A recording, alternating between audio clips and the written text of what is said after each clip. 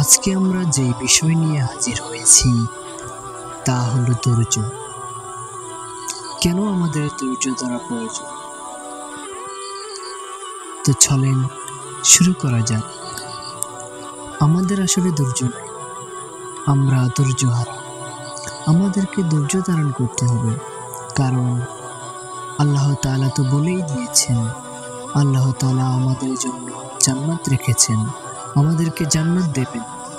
আল্লাহ তাআলা আমাদেরকে পাঠিয়েছেন জান্নাতের মাল সামানা রেডি করার জন্য, আমাদেরকে আমাদের যোগ্যতা আল্লাহকে দেখানোর জন্য।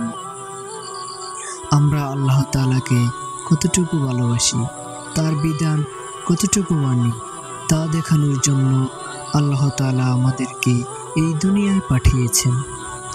আল্লাহ তাআলা আমাদের জন্য জান্নাতে সকল কিছুই রেখেছেন, এগুলোকে আমাদেরকে পরীক্ষার মাধ্যমে নিতে হবে। আর এই পরীক্ষাটা হলো দুনিয়া, এই পরীক্ষার হলটা হলো দুনিয়া। আর এই পরীক্ষা শেষ হবে আমাদের মৃত্যুর দিন। আর আমরা দুনিয়ার মায়ায় পড়ে যাই, অর্থাৎ পরীক্ষার হলের মায়ায় পড়ে যাই। আমরা দুনিয়ার মায়ায় পড়ে আখিরাতকে ধ্বংস করছি।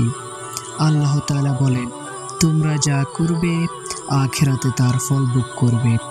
যদি আল্লাহর বিধান সঠিকভাবে পালন করো, অর্থাৎ আমল করে থাকো, তাহলে জান্নাতে যাবে। আর যদি আমলের বদলে গুনাহ করে থাকো, তাহলে জাহান্নামে যাবে।